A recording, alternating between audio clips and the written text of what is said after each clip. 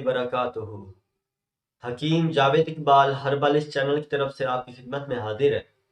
آج جس موضوع کے اوپر ہم نے گفتگو کرنی ہے وہ ہے خواتین کے متعلق، کہ جن خواتین کی ڈلیوری ہوتی ہے، ڈلیوری ہونے کے بعد جب بچہ پیدا ہو جاتا ہے تو ان کی چھاتیوں میں دودھ نہیں اترتا۔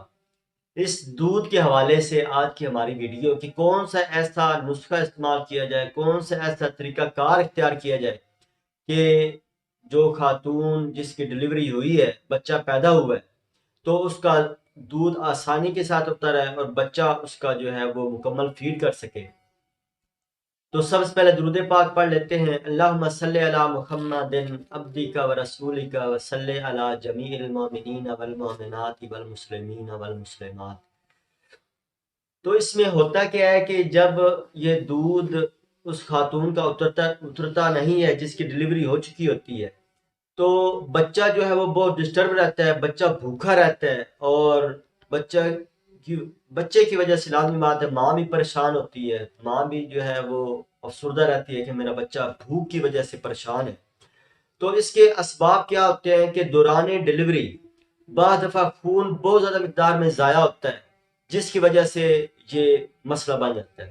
اس کے علاوہ خون کی کمی، پراپر غذا کا نہ کھانا، متوازن غذا کا استعمال نہ کرنا، یا اچھی غذا کا استعمال نہ کرنا، یا معدے کی خرابی، جگر کی خرابی، یا کوئی اور ایسی موذی مرض، یعنی یہ اس کے کئی اسباب ہوتے ہیں۔ تو اس کی علامات کیا ہوتی ہیں؟ اس کی علامات میں تو یہی ہے کہ جب بچے کو والدہ دودھ پلانے کے لیے اپنی چھاتی کے نزدیک لے کے جاتی ہے تو بچہ جو ہے وہ پستان منہ میں لیتا ہے، لیکن اس کے بعد جو ہے نا وہ رونا شروع کر دیتا ہے، کیونکہ دودھ آ نہیں رہا ہوتا، اگر آتا بھی ہے تو تھوڑی مقدار میں بالکل آتا ہے۔ وہ بچہ جو ہے بھوکا رہتا ہے، سیر نہیں ہوتا صحیح، یعنی وہ کہہ لیں کہ اس کی جو بھوک کی جو کمی ہے وہ مکمل نہیں ہوتی، وہ بھوکا رہتا ہے، جس کی وجہ سے وہ بچہ پریشان ہوتا ہے، اور بچے کی پریشانی کی وجہ سے پھر ماں بھی پریشان ہو جاتی ہے، اور پھر وہ کئی ہیلے حربے کرتے رہتے ہیں۔ تو اس میں جو آج میں آپ کو نسخہ بتانے لگا ہوں وہ تو انتہائی مفید نسخہ ہے۔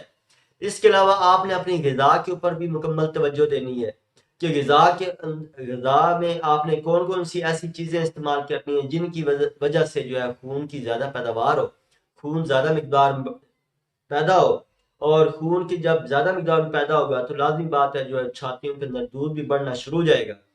تو اس میں آپ نے جو جتنی بھی رسدار پھل ہیں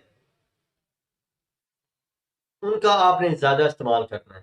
اس کے علاوہ دودھ سے بنی ہوئی جتنی چیزیں ہیں، چاہے وہ کھیر بنا لیں، کسٹرڈ بنا لیں، دلیا بنا لیں، ساگودانہ بنا لیں، یعنی اس ٹائپ کی آپ نے کم از کم ایک دن کے اندر 1-2 ٹائم وہ لازمی استعمال کرنا ہے۔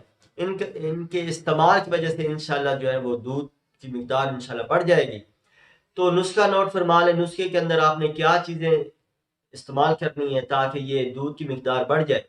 تو اس میں آپ نے پہلے نمبر پہ لینا ہے ستاور۔